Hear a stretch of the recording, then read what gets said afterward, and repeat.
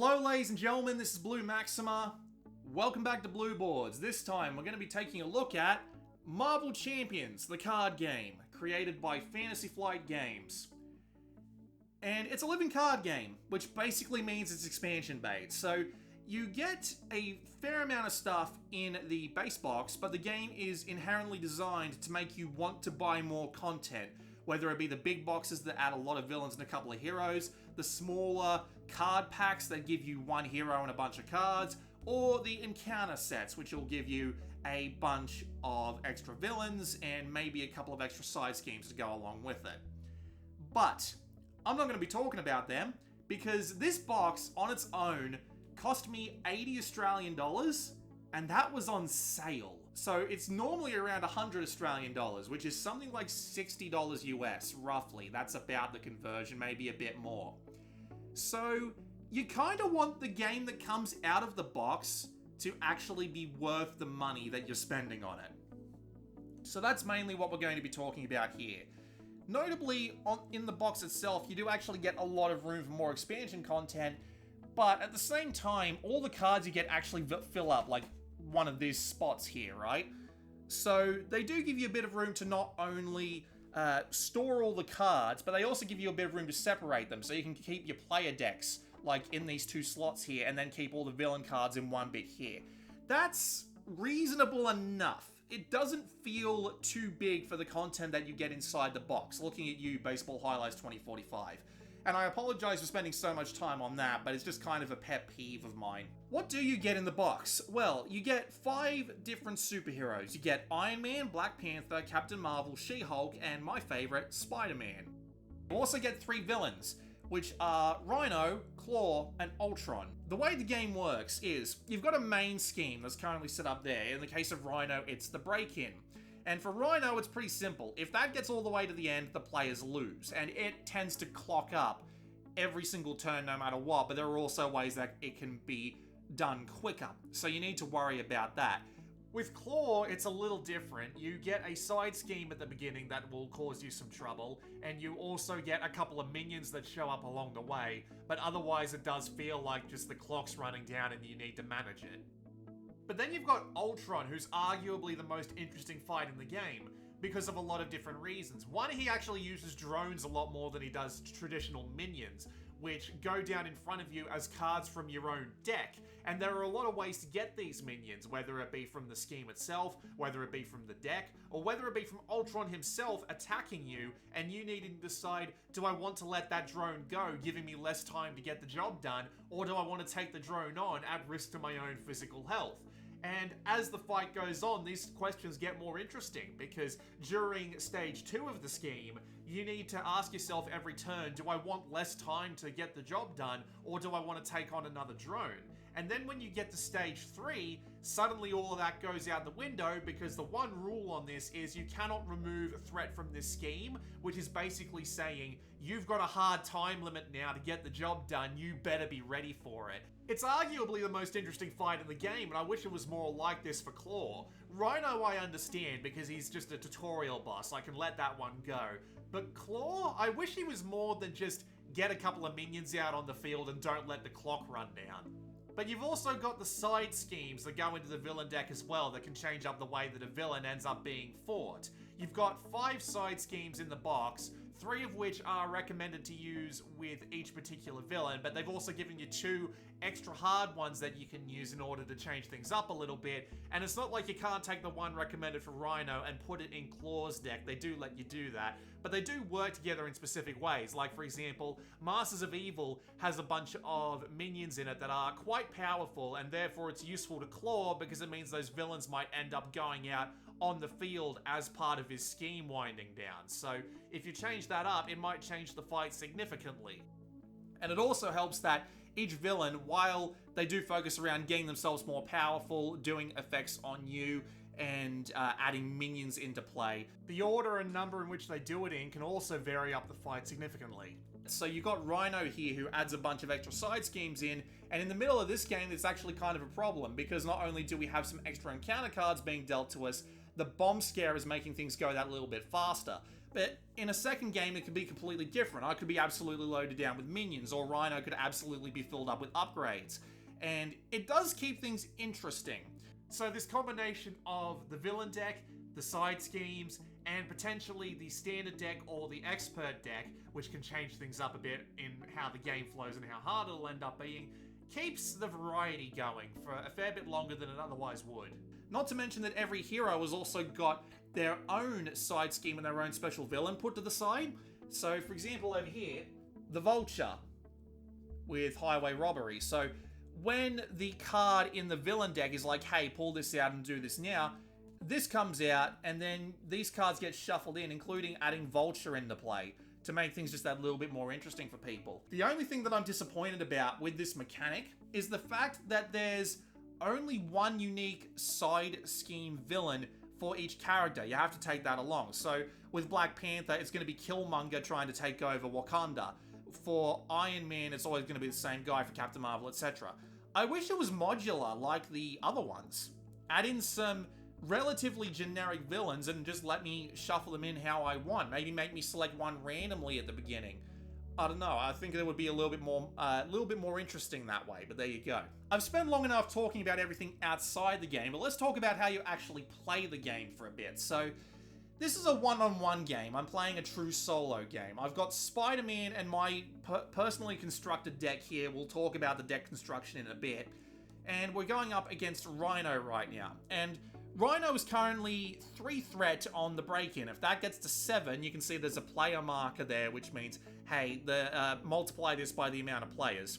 So if that gets up to 7, the game immediately ends and I lose. But there's also 2 side schemes going on, which makes things more interesting. The bomb scare adds a bit more acceleration, so it adds extra threat every turn to the break-in. So I need to get rid of that within 2 turns, otherwise the clock is going to tick down hard, and that's going to be a real problem.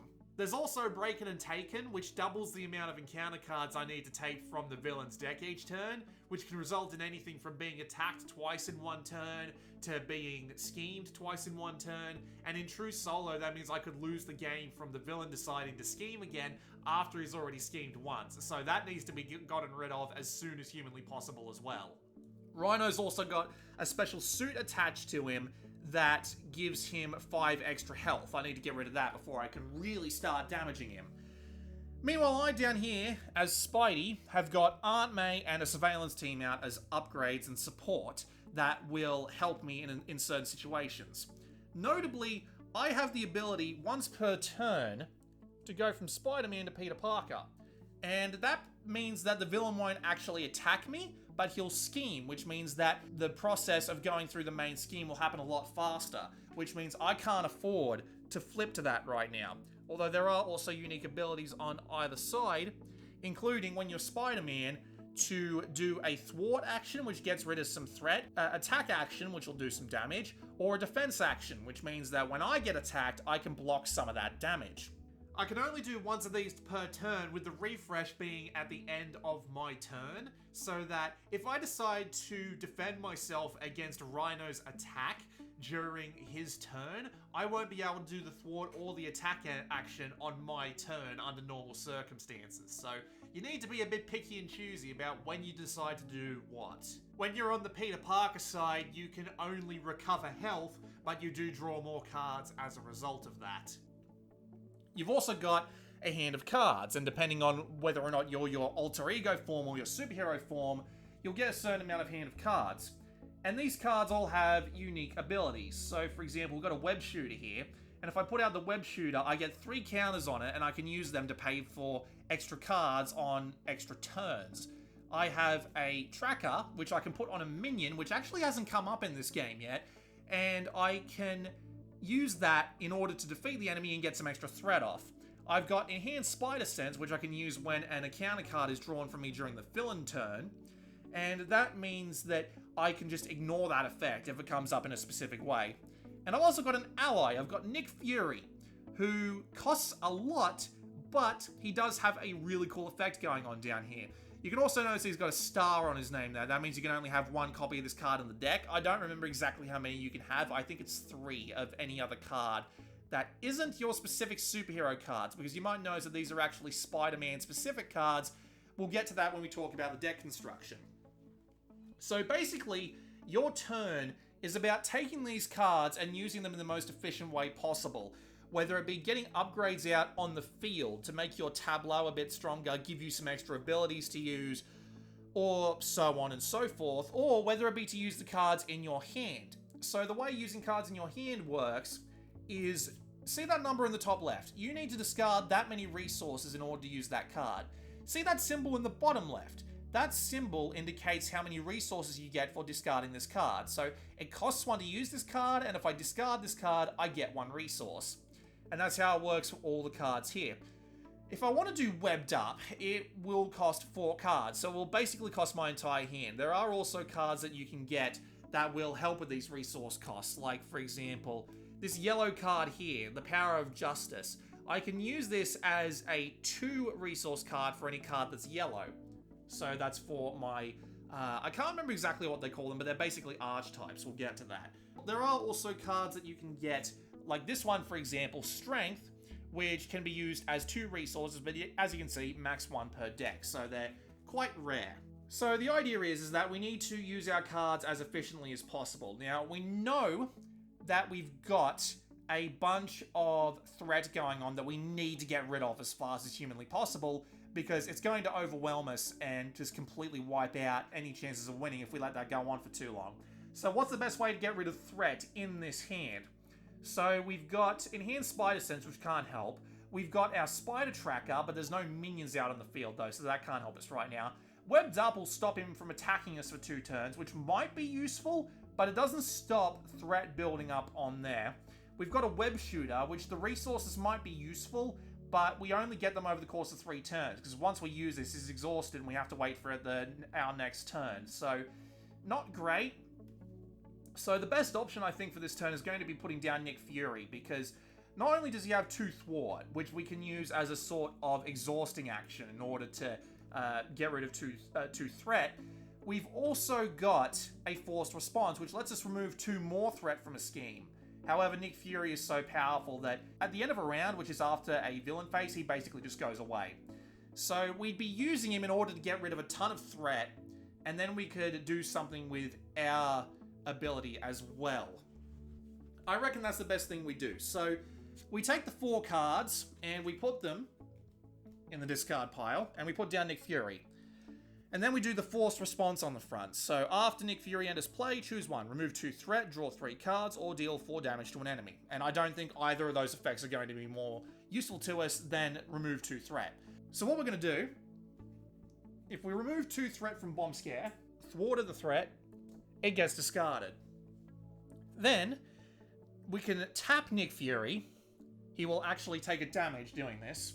And we can use him to remove 2 more threat, which I reckon we do for the break-in, but I also reckon that we're going to turn SpiderMan as well to use his basic thwarting ability, which gets rid of 1 threat. So we get rid of all 3, shove it back in the Dorito pile, and then we use our Surveillance Team, which was out on a previous turn, get rid of its counter, and use that to make Breaking and Taken just a little bit less dangerous. It does mean we'll still have to deal with the effect of Breaking and Taken, but we got rid of Bomb Scare, which is the important thing, and we bought ourselves a bit more time. So in the grand scheme of things, that was a pretty good turn, if I'm being honest with you. We used most of the cards we had available to us. We got Nick Fury out, which is a pretty big boon. Everybody's activation resets. And we draw cards from our hand. We would also be able to freely discard cards if we had any that we would want to get rid of, but we're not doing that. So we draw 5 cards. We got a lot of high cost cards, including some yellow Justice cards, which is our, I can't remember what they call it in the book. It's like an archetype, basically. But yeah, we have a lot of options here. Notably, we've also got Swinging Web Kick, which is arguably Spider-Man's most powerful card, because it deals a lot of damage. And then you've also got Haymaker, which is a basic card, deals 3 damage. We got Webbed Up again, because of course we did. And then we've got our Justice cards, and our Justice cards are part of our archetype. In the case of Justice, it's all about thwart. So you want to be using these cards in order to get rid of as much threat as possible. Might have been more useful in the previous hand. And we proceed to the villain turn, which takes place over 4 specific phases. So, phase 1. Add threat to the main scheme equal to the number of players. Easy. Done. Then we go to Rhino's actions. So we are in superhero mode, so he's going to attack us. And he's got 3 attacks, so that's his base. But then we draw a card. Now we have the choice of whether or not we want to defend or we want to just let this go through. Now we can defend with allies, and I reckon it's the best thing to do to defend with Nick Fury, because this might hurt a lot. And Spider-Man's health is currently only at 5, as you can see down here, which is not going to be particularly great. So, we're going to choose to defend with Nick Fury in order to make him take the brunt of this, because he's going away after the villain phase is over anyway. So we reveal the card, and there's a 3-pronged star in the bottom right corner of it. And that star adds to Rhino's attack, so you don't know just how much he's going to hurt you until it actually happens, and that can be a massive problem if you've got a low amount of health. He also does this when he schemes, so he can end up drawing something that adds an absolute ton of threat to the scheme or nothing to the scheme. It keeps things interesting. So none of the other effects on that card take effect. Rhino would do 4 damage to Nick Fury. As you can see in the bottom here, he's only got 3 health, so he's gone, basically. He's done. He goes into the discard pile, so does that 1 damage token we had on him. You've also got custom tokens over there, which are used for certain cards. Acceleration tokens, which help you remember how much threat you need to add. And of course, the Dorito pile, which is your threat tokens. So now that that's done, and Rhino's got that out of the way, we now need to give each hero an encounter card. And these encounter cards will actually pop off their effects. So for example, Assault. When revealed, Alter Ego, this card gains Surge. When revealed, Hero, the villain attacks you. Oh boy, that's gonna suck. So, quick check of the hand. We don't actually have anything to stop this. So, we are actually going to choose to defend against this because there is absolutely no reason not to. We are probably going to die if we don't. So, the card revealed is 2. So yes, if we hadn't defended against that, we would have died. So, Spidey's health goes down from 5 to 3. And that's it, thankfully. Normally, if there are more than one person in play, each one would get individually attacked, each one would get an encounter card, and if they had any minions attached to them, they would also be attacked or schemed by the minions. So, yeah. You can play this game two-handed solo, but I tried playing this two-handed solo, and I gotta tell you, man, it was not the most pleasant experience. So, I want to start this part of the video by saying that the internet is kind of split about how it expects you to do this. So, on one hand, you've got people saying, play it two-handed solo. Play with 2 heroes, but do all the management yourself. And on the other hand, you've got play solo with 1 hero and just play what they call true solo. And I started with two-handed solo because it seemed relatively reasonable to do. It gives you a little bit more room to play around with deck building and synergies and strategies and what have you. And if I'm going to be perfectly honest with you, it was kind of miserable at first. The game ended up feeling really hard to learn. I was really having trouble getting strategies down, and I was just getting whooped over and over again, no matter what I tried. And I was also having trouble managing the tableaus of all things. Now, blame this on me being a bit stupid or whatever. Please feel free to, but I've never had this problem in games like Aeon's End or Warfighter where you need to keep the hands and the deck separate. No, but in Marvel Champions, I was constantly putting cards in the wrong discard pile for some reason, and I would do it without even noticing, to the point where I'd start another game, get a card that was in someone else's deck, and be like, why is this in here? I don't know what it was about Marvel Champions that did this to me specifically, but that's what it did. So, I played multiple games like this, just getting the absolute pants beat off of me, and I was really not having any fun at all. And then I decided to play true solo, and I really started to get what it was. I started deck building a bit more effectively. I started being more effective in the game itself, and I actually managed to win against all 3 of the bosses in a row, and I don't know how I managed to do it, if I'm being perfectly honest with you. And then I went back to play a game of two-handed solo against Ultron, and it went way better than it did last time. I managed to deck build the decks just a little bit better, but then I just got really bored with it, because Marvel Champions is arguably almost too simple for its own good. Now, if you're only managing like one hand of cards, one tableau, the game goes fast enough for this not to be a problem. But if you're trying to manage two hands at once, if you're trying to manage two sets of turns, followed by two sets of attacks, two sets of encounter cards, it makes the game go way slower. I'm talking about 3 times as slow. A game that would normally take you 30 minutes would take me 90 if I had to add in a second hero to the mix most of the time, just because of the amount of management of everything you need to do. And I found it to be just really boring after playing with just one hero. And it also doesn't help with the way that the game actually scales. So the way it works is that if you take a card like Rhino, for example, he gets 14 hit points per player to start with, right? So on a true solo fight, he'll only have 14 health, but when you play with 2 heroes, 28. And if you play with 4 heroes, 56. And this is only on one stage, and it feels like it's just a bit too much. I've tried this with all of the other villains, and it honestly feels like it just drags on.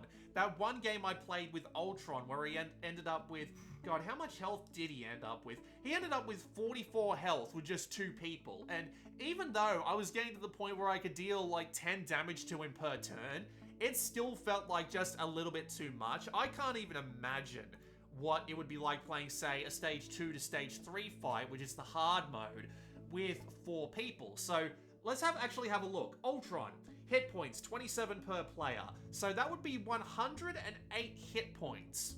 And your stuff doesn't scale up. So you will only be doing like, what, 11 damage at most with Spider-Man? Like, you can do a ton of damage per turn with one hero if the cards line up exactly right, but this isn't Aeon's End. You're shuffling your deck. So you'll end up in this position where you need to do 100 hit points of damage and everyone is only handing out, like, at most 10 damage a turn.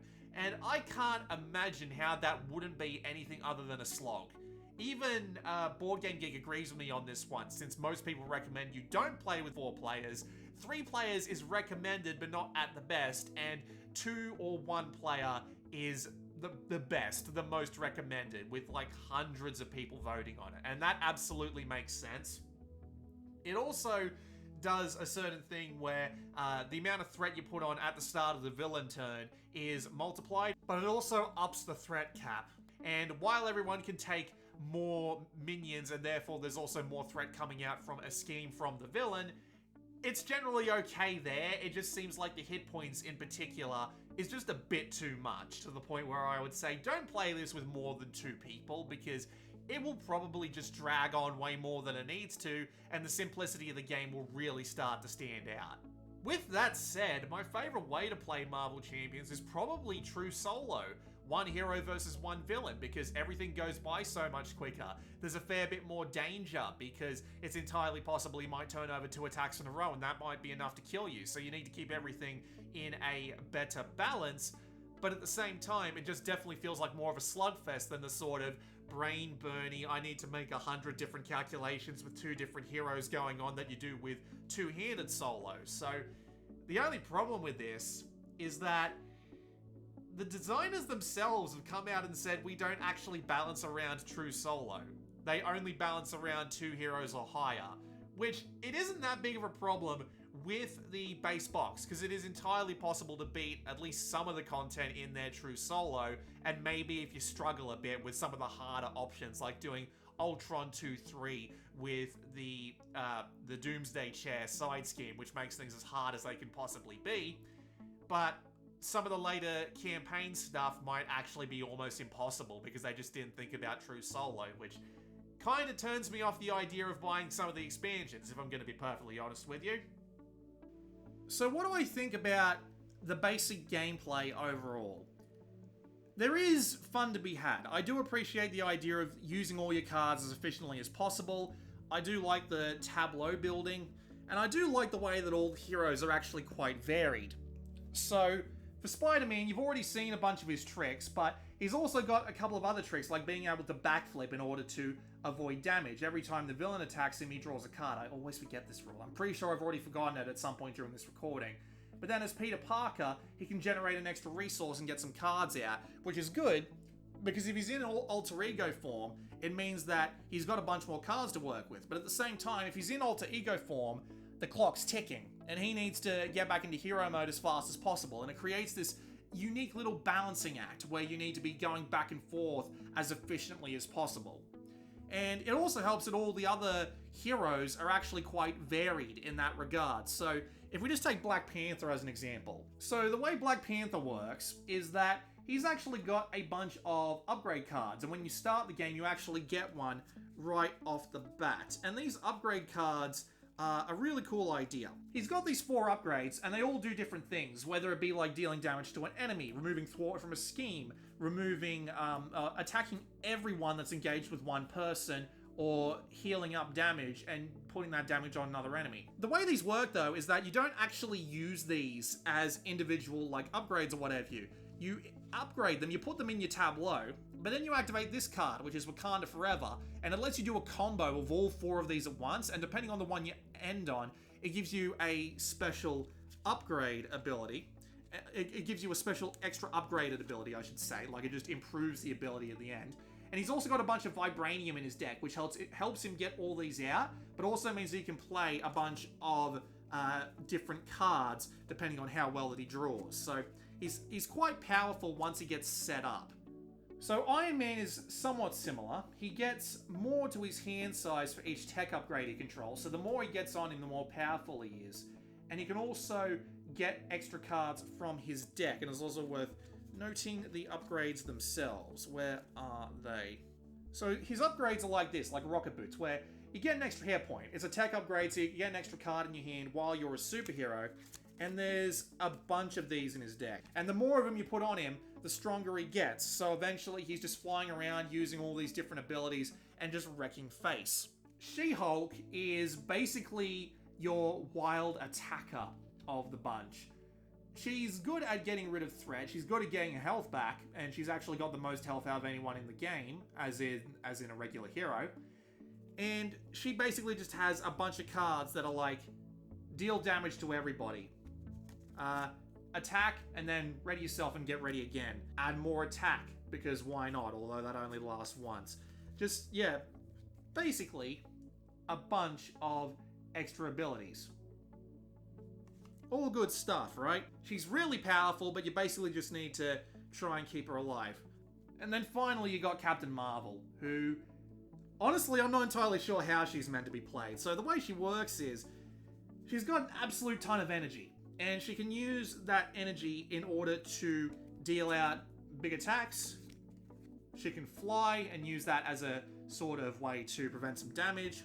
And then her big ability is the energy control ability, which is spend lightning resources, put tokens here, and then use all of it at once for a massive attack. That seems to be her way of getting around things, more or less. But she does end up feeling like a little bit of a glass cannon for how long she needs to be in hero mode to make this work. And so, you've got a fair amount of varied heroes, but where it really starts to, well, at least where it's supposed to start to get interesting, is the deck building aspect, because this is a constructed deck construction game, I should say, where you prepare your deck ahead of time. So let's just take a look at Black Panther, for example, because I've sorted out his cards ahead of time. So you've got Black Panther, and then you've got just his unique nemesis and his obligation card. We won't worry about that. So every superhero has 15 unique cards that are special to them. These need to be in their deck, right? And then you've got their, again, I don't remember what this is called. It's basically their archetype, right? Leadership is based around getting allies out onto the field, using them more effectively by powering them up and being able to re-ready them, and it has a couple of neat tricks up its sleeve, like being able to get allies from other people's discard piles. So you pick one of these archetypes to put in the deck, and there's 4 of them. Spidey's using Justice, which is based around thwarting and getting the clock to tick down. Captain Marvel's deck, which I was using her for previously, was Aggression, which is basically just deal a ton of damage. And it does play through everything in the archetype, whether it be the abilities on the cards, whether it be the allies that you get and their abilities, and it's all based around making this work in a deck alongside the unique hero abilities. And then the last one is up there in the top left, which is protection, which is based around taking damage for other people and just making sure that less happens to you that way. And then on top of that, you've also got your greys, which are your basics, right? And these can be added into any deck. But of course, there are some which are like, hey, 1 per deck, or ones with a star, which means 1 per deck. But otherwise, I believe the maximum is like 3? That's your basic deck building, right? You've got your hero cards, which there are 15. You've got your type cards, which you have something like 20 of in the box. And then you've got your basics. But here's the thing about the deck construction in this game. It's kind of limited based on what you've got in the box, because here's how all the good deck building I've been doing has been working so far. You've got your 15 cards, and there's a minimum limit of 40, but you don't want to go much higher than that because you don't want to dilute your deck, right? So, you've already got 15 cards right here. Then, you add in all of your cards from this, right? All of them, because they're generally all going to be useful to your tactics, whether as a resource or whether as actually being able to pull them out at the right time. And then you look at how many cards you've got left. You've usually only got somewhere between 5 and 10 cards left before you hit the minimum, right? And this game has got what's basically known as staples, which are cards that should be included in every deck because they're always useful. So you're always going to have one Nick Fury. You're always going to have one Avengers Mansion because a free card draw is ridiculous. You're always going to want a Helicarrier because it makes something one cheaper, which is ridiculous. You're always going to want a Mockingbird because it's a free stun, a free block, and a free thwart and attack at the absolute very least, right? You got Strength, Energy, and Genius, which is just 2 resources that you can use on any card. It doesn't matter what card you want to use them on. So all of these cards, and all of these will usually add up to about 40. Now, that doesn't end up being everything to do with the deck building. There is a little bit of tweaking you can do. Take out some of the more useless cards to put you towards a little bit more towards the strategy, or put in a couple of other cards they included on the side to try and buff up the parts that you aren't really good at. But that genuinely ends up being the majority of the deck construction. The other thing, of course, I haven't mentioned is trying the different kinds of aggression, leadership, protection, or justice with different heroes in order to figure out what works there. But the thing is, justice and leadership are kind of overpowered no matter what way you swing them. You kind of need to take them if you want your deck to be successful in true solo.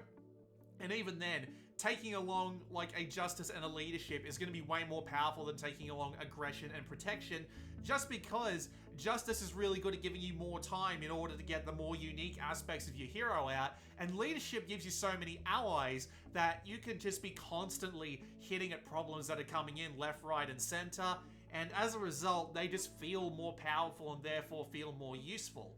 It also doesn't really help that there's a couple of cards that I wouldn't exactly call useless, but I find really hard to integrate into any strategy that I've got going on. Emergency is alright, mainly because it doesn't cost anything to use. Same thing with SpiderMan's backflip. But getting rid of 2 cards from my hand in order to get 2 health back is usually not a good trade. And there's this one card called Tenacity, which I can't even imagine the use for it. So you need to use 2 cards just to put it down on your field, and then you need to spend another fist resource, which is only on specific cards, in order to actually use its ability to re-ready your hero. So 3 cards in total just to get another basic attack, basic thwart, or basic defense in just doesn't feel like enough of a benefit to me. And so as a result, a lot of decks end up feeling the same, because you just end up doing what the most efficient thing is, and a lot of cards end up getting left by the wayside, while certain cards that will always end up in the deck will always end up in the deck, and you've only got room to really make slight adjustments without going out and buying an absolute ton of expansions to up your card pool. So it gets to the point where I can't really recommend this as a deck construction game based entirely on the base box, because the decks that are going to be effective are always relatively obvious. This doesn't mean there isn't much room to experiment. There's always an opportunity to try and find a cool 2-hero, 2 thing combo, like say a Justice and an Aggression deck. There might be ways to make that work, but I feel like there's just not enough room to explore and find some otherwise really over-the-top strategies, which I'd enjoy playing, especially since I don't really have the brain power to run 2 heroes with 2 different things at once. It just kind of breaks my brain. So, yeah. So overall, what are my opinions on Marvel Champions? The gameplay itself is quite fun. Getting the superheroes out there, thwacking away at the enemies. It's not massively thematic. You're definitely going to feel like you're adding up numbers more than you are actually doing superhero-esque things. But it is still fun to do it. The villains are varied thanks to the fact that you can do things like swap out parts of the deck, or even use like Stage 2 and Stage 3 as a versus Stage 1 and Stage 2 in order to make the enemy that much stronger and keep things just more interesting and more challenging as you play through. The 5 different superheroes are quite varied, and playing them all is quite different. And the 3 villains aren't massively varied, but I do enjoy Ultron and how different Ultron is. The fact that you can have unique side schemes and encounters coming along is an interesting concept. I wish they'd let that be a little bit more varied though. But the deck construction ends up being a bit disappointing just because of how good some cards are and how bad some cards are, and how it ends up just getting mixed up in this whole, yeah, I want to be taking along this, this, and this in my deck all the time, and it's at that point that I'm going to end up with the 40 card minimum. And there is a maximum, and you don't even want to be going near that maximum just because the efficiency of what you'll be drawing will be kind of bad as a result. So, overall, would I recommend it? Get it on sale. It is fun, but playing it with more than 2 people is probably going to be a drag just due to the way that it multiplies. The deck construction isn't that interesting, and the gameplay itself, while good, isn't enough to overcome those flaws for me. And while I do enjoy popping it out for a quick game of Spider-Man versus Claw, or She-Hulk versus Ultron, or what have you, I find myself thinking that I'm not really interested in buying that much more for it. Maybe when the full contents of something like Sinister Motives comes along, because those are actually villains I recognize since I don't really watch the movies. Maybe when that comes along, I'll find myself thinking maybe it's worth buying the expansion and trying again and seeing if it actually comes with enough cards to make the deck construction worthwhile. But unless you're going to have to say to me, go and buy all the different heroes and all the different villain packs and all the different big box expansions in order to get all the cards in order to actually make the deck building a bit more interesting, I'm going to say to you that I don't have $1,000 lying around to go and do that with. So, yeah. On its own, it's okay, but it's not something I'd recommend you'd rush out and buy. And that's pretty much it. I think I got everything I wanted to say in there, so I have a couple more things to say really quickly on the end. This might be the most edited episode of Blue Boards yet. But the 2 books they include to teach you the game and give you an alphabetical listing of all the rules are both very good. They're very good at teaching you the game and keeping the rules intact. And the art on this is actually great, but it's probably because they nicked it all from the comics. So at least they didn't pull a Marvel Legendary and have everything be exactly the same art. This has been Blue Maxima. I'll see you all next time.